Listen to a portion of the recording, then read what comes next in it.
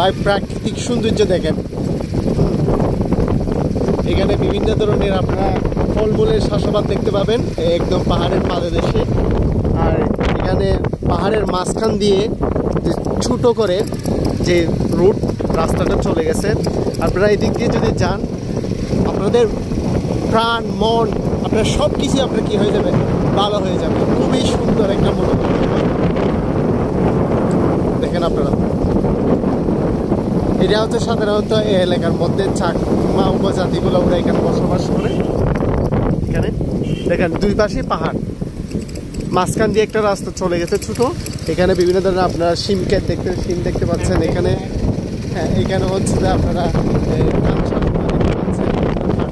ফল সব কিছু চাষাবাদ হয় এখানে। খুবই সুন্দর কিছুক্ষণ করে আপনাদের গুনার মতো, আমরা সাধারণত চট্টগ্রাম ভাষায় গুনা বলি, এখানে হয়। আর পাশাপাশি এখানে একটা আপনারা ইটের পাটাও দেখতে পাচ্ছেন এখানে ভিতরে, অনেক ভিতরে। হ্যাঁ, আসলে খুবই সুন্দর গ্রামীণ জীবনটা। আপনারা সুযোগ পেলে আসবেন এখানে গ্রামীণ জীবনে। এখানে আপনারা দেখতে পাচ্ছেন বিভিন্ন ফলমূলের বাগান এখানে। আর বলতে গেলে খুবই সুন্দর।